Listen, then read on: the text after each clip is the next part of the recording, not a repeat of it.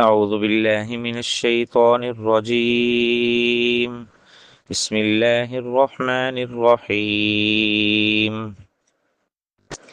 ولقد آتينا موسى الكتاب وقفينا من بعده بالرسل وآتينا عيسى ابن مريم البينات وأيدناه بروح القدس أفكلما جاءكم رسول بما لا تهوى أنفسكم استكبرتم ففريقا كذبتم وفريقا تقتلون وقالوا قلوبنا غلف بل لعنهم الله بكفرهم فقليلا ما يؤمنون. سورۃ البقرہ پارہ نمبر 1 آیت نمبر 87 اور 88. اللہ رب العزت ارشاد فرما رہے ہیں وَلَقَدْ آتَيْنَا مُوسَى الْكِتَابَ وَقَفَّيْنَا مِن بَعْدِهِ بِالرُّسُلِ، اور یہ بات واقعی ہے کہ ہم نے موسیٰ علیہ السلام کو کتاب دی اور اس کے بعد پے در پے رسول بھیجے. وَآتَيْنَا عِيسَى ابْنَ مَرْيَمَ الْبَيِّنَاتِ وَأَيَّدْنَاهُ بِرُوحِ الْقُدُسِ، اور دیے ہم نے حضرت عیسیٰ علیہ السلام بن مریم کو واضح دلائل اور ان کی تائید کی ہم نے روح القدس کے ذریعے سے. افکلما جاءکم رسول بما لا تهوى انفسکم استکبرتم، کیا جب کبھی کوئی پیغمبر تمہارے پاس ایسے احکام لایا جو تمہارے نفسوں کو گوارا نہ تھے تو تم نے تکبر کیا. ففریقا کذبتم وفریقا تقتلون، سو ایک جماعت کو تم نے جھٹلایا اور ایک جماعت کو تم قتل کر رہے ہو. وقالوا قلوبنا غلف، اور انہوں نے کہا ہمارے دلوں پر غلاف ہے، پردہ ہے. بل لعنہم اللہ بکفرہم، بلکہ ان کے کفر کی وجہ سے ان کو اللہ نے ملعون قرار دے دیا ہے. فقلیلا ما یؤمنون، سو بہت کم ایمان لاتے ہیں. آیت نمبر 87 کا خلاصہ یہ ہے، اس آیت شریفہ میں ارشاد فرمایا کہ ہم نے حضرت موسیٰ علیہ السلام کو کتاب دی، یعنی کہ تورات شریف، اور ان کے بعد بھی رسول بھیجتے رہے، اور حضرت عیسیٰ بن مریم علیہ الصلاۃ والتسلیم کو کھلے کھلے معجزات دیے جو ان کی نبوت اور رسالت پر واضح دلائل تھے. مردوں کو زندہ کرنا، مٹی سے پرندے کی صورت بنا کر اس میں پھونک دینا جس سے پرندہ ہو کر اڑ جانا، مادر ذات اندھے اور برس والے کو اچھا کر دینا اور غیب کی باتیں بتا دینا، روح القدس یعنی کہ حضرت جبرائیل علیہ السلام کے ذریعے ان کو تائید کرنا، یہ سب امور حضرت عیسیٰ علیہ السلام کی نبوت اور رسالت کے لیے واضح دلائل ہیں. سورۃ آل عمران میں اللہ رب العزت نے ارشاد فرمایا ہے کہ حضرت عیسیٰ بن مریم نے بنی اسرائیل سے فرمایا وَلِأُحِلَّ لَكُمْ بَعْضَ الَّذِي حُرِّمَ عَلَيْكُمْ وَجِئْتُكُمْ بِآيَةٍ مِّن رَّبِّكُمْ فَاتَّقُوا اللَّهَ وَأَطِيعُونِ، یعنی میں تمہارے لیے بعض وہ چیزیں حلال کرتا ہوں جو تم پر تورات شریف میں حرام کر دی گئی تھی، اور تمہارے پاس تمہارے رب کی طرف سے معجزہ لے کر آیا ہوں، سو تم اللہ تعالیٰ سے ڈرو، میری اطاعت کرو. بعض احکام انہوں نے ایسے بتائے جس سے تورات شریف کے بعض احکام منسوخ ہو گئے تھے، اس پر یہودی ان کے دشمن ہو گئے. قتل تو نہ کر سکے کیونکہ اللہ تعالیٰ نے ان کو اوپر اٹھا لیا، لیکن ان سے پہلے دیگر انبیاء علیہ السلام کو قتل کر چکے تھے. حضرت عیسیٰ علیہ السلام کے قتل اور تکذیب پر اس کے لیے آمادہ ہو گئے. جو احکام انہوں نے بتلائے ان کے نفسوں کی خواہش کے خلاف تھے، اور انہوں نے یہ نہ صرف حضرت عیسیٰ علیہ السلام کی تکذیب کی بلکہ بہت سے انبیاء علیہ السلام کو انہوں نے جھٹلایا اور بہت سے انبیاء علیہ السلام کو قتل بھی کیا. خدا جانے انہوں نے کتنے نبیوں کو قتل کیا، اس کا علم اللہ تعالیٰ ہی کو ہے.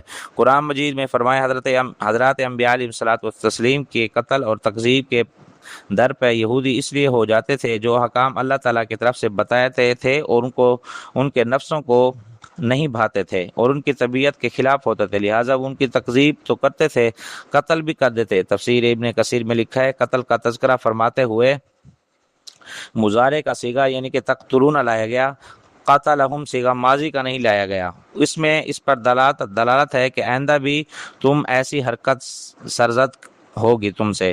چنانچہ انہوں نے حضور صلی اللہ علیہ وسلم کے ساتھ بھی ایسا ہی کیا. خیبر میں بکری کے گوشت میں زہر ملا کر پیش کر دیا جسے آپ نے تناول فرمایا، اور پھر موت کے قریب اس زہر کے اثر سے ایک رگ کٹ گئی جو موت کا سبب بنی، جیسا کہ مشکاۃ صفحہ نمبر 548 میں مذکور ہے. اس آیت شریفہ کی تصریح کے اندر حضرت موسیٰ علیہ السلام اور حضرت عیسیٰ علیہ السلام کے درمیان بھی انبیاء کرام علیہ الصلوۃ والتسلیم مبعوث ہوئے، ان حضرات میں حضرت داؤد علیہ الصلوۃ والسلام، حضرت سلیمان علیہ الصلوۃ والسلام کا ذکر تو قرآن مجید میں موجود ہے۔ بعض حضرات کے اسماء گرامی قرآن مجید میں نہیں، تفسیر کی کتابوں میں لکھے ہوئے ہیں، لیکن کسی صحیح روایت سے ان اسماء کا ثبوت نہیں ملتا۔ تفسیر در منصور جلد نمبر 1 میں حضرت ابن عباس رضی اللہ تعالیٰ عنہ بعض حضرات انبیاء کرام علیہ الصلوۃ والتسلیم کے اسماء گرامی نقل کیے گئے ہیں، مثلا حضرت شمویل علیہ الصلوۃ والسلام، حضرت حزقیل علیہ الصلوۃ والسلام۔ ہم اللہ کے سب انبیاء علیہ الصلوۃ والسلام پر ایمان لاتے ہیں، اگرچہ سب کے نام، سب کا زمانہ بعثت ہمیں معلوم نہیں۔ اس آیت میں یہ بھی فرمایا گیا کہ ہم نے روح القدس کے ذریعے عیسیٰ علیہ الصلوۃ والسلام بن مریم کی تائید کی، اور اس تائید سے کیا مراد ہے، اس کے بارے میں علامہ نصفی فرماتے ہیں کہ جب یہودیوں نے حضرت عیسیٰ علیہ الصلوۃ والسلام کے قتل کا ارادہ کیا، حضرت جبرائیل علیہ الصلوۃ والسلام نے ان کو اوپر اٹھا لیا، اور تفسیر جلالین میں ہے جبرائیل علیہ الصلوۃ والسلام ان کے ساتھ ساتھ رہتے تھے اور حفاظت فرماتے تھے۔ روح القدس قرآن و حدیث میں حضرت جبرائیل علیہ الصلوۃ والسلام کا لقب ہے۔ سورۃ النحل کے اندر اللہ تعالیٰ نے ارشاد فرمایا قل نزلہ روح القدس من ربک، اور حدیث شریف میں ہے حضرت صلی اللہ علیہ وسلم نے حضرت حسان کو دعا دی اللہم ایدہ بروح القدس، اور یہ حدیث پاک صحیح مسلم صفحہ نمبر 300 جلد نمبر 2 کے اندر موجود ہے۔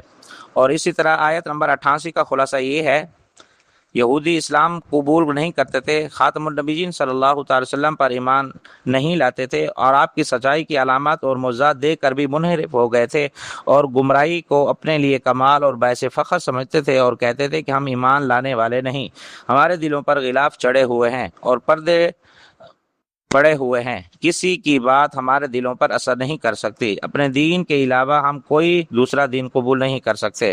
اللہ جل شانہ نے ان کی تردید فرمائی، یہ بات سننے کو اور سمجھنے کو اور حق بھی جانتے ہو، لیکن حق سے ان کو نفرت ہے۔